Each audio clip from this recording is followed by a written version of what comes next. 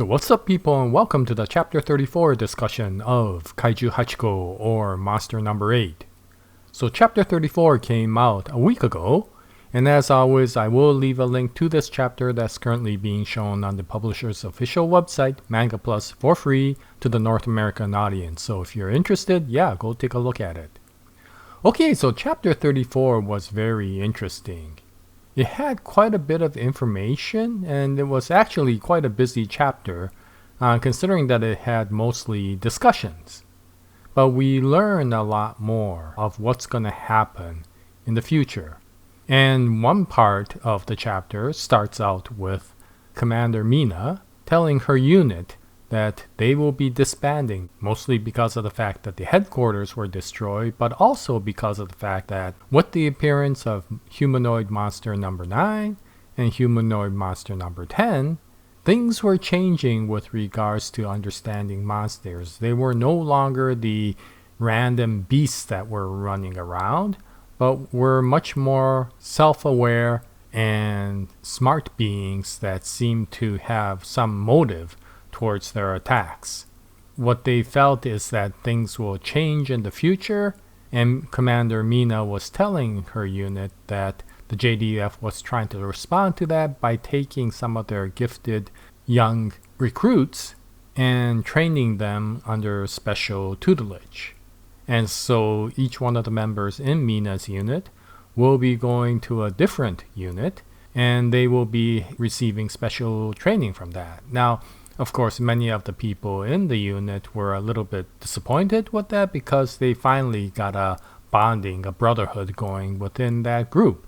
But of course, Leo gives a strong positive response to that because of the fact that he understands that he needs to become stronger if he is going to be useful against the monsters. And if they are going to give special training, then he will gladly receive that.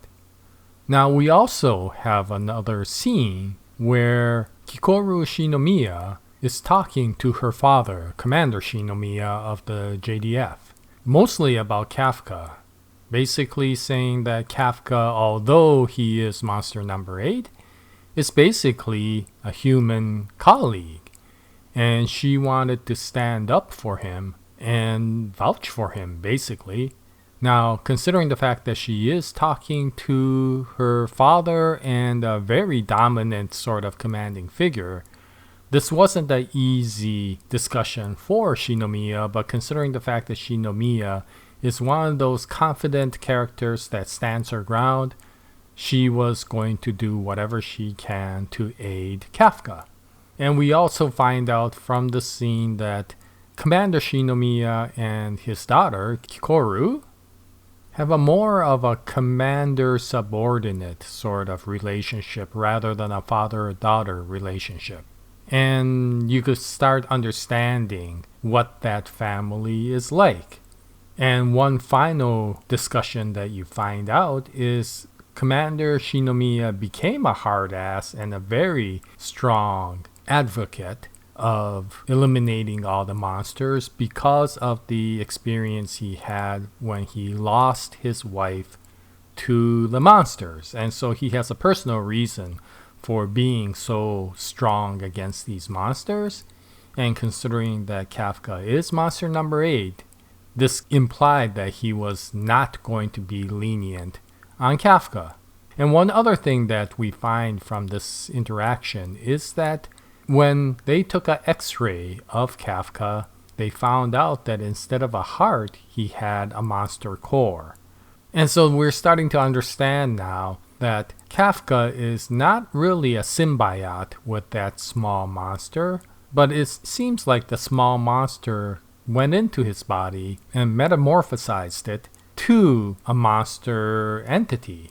And so I am not sure if there's really a symbiote relationship. It may have been that that monster completely sacrificed itself to turn Kafka into a monster, and that process may be irreversible, so Kafka is stuck being monster number 8. But in any case, Commander Shinomiya is not having any of this sympathy towards this monster, and he made that absolutely clear by taking a group of soldiers and going into the lab to confront Kafka. Now at that time, the expectation was that Commander Shinomiya was going to execute Kafka for being monster number 8. But what we find is that when he goes in there, he actually asks people to release him. Not for, of course, letting him go, but from what it looks like, he was going to test him out by attacking him and seeing how he responds with his monster capabilities. And of course, because Kafka's monster response comes out automatically, he witnesses that and of course tells Kafka, how can you say this person is a human being when his body is showing that he is a monster? And so it's very interesting to see what's going on. It looks like he is really giving a strong interrogation to Kafka, but it's really hard to understand what his motives are. From what it looks like, he's almost testing Kafka to see whether he actually has a human soul despite having a monster body.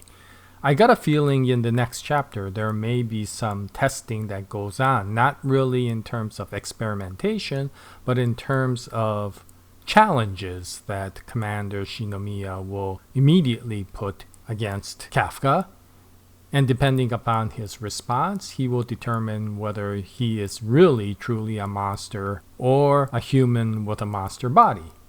But the other thing that's interesting is because Commander Shinomiya is testing Kafka out, and because the JDF members are now disbanding so that they will get tutelage to become even stronger, this is almost hinting at a time skip to come along. And if that is the case, then what may happen is that whatever happens in the next few chapters, Kafka may be able to convince Commander Shinomiya that he may be worthwhile to train under him so that he can become a secret weapon for the JDF. It'll be interesting. Can Kafka convince Shinomiya to overcome his feelings against the monsters and somehow work with Kafka to take him to the next level? And if that's the case, will there be a time skip to bring the reunion of all of these people back after everybody has been trained? This is a typical sort of plot that you see in a lot of manga, and it is interesting that you're starting to get clues that this may happen. But if it does, we probably will see it over the next few chapters in the future, and I will be curious to see how this goes along. But in any case, this is the chapter 34 discussion for monster number 8, and as new chapters come out, which I think the next one comes out today, I'll bring out a video for it in the next few days. So thank you very much. And until then, happy manga reading. And as always, Jaya, nice day everyone.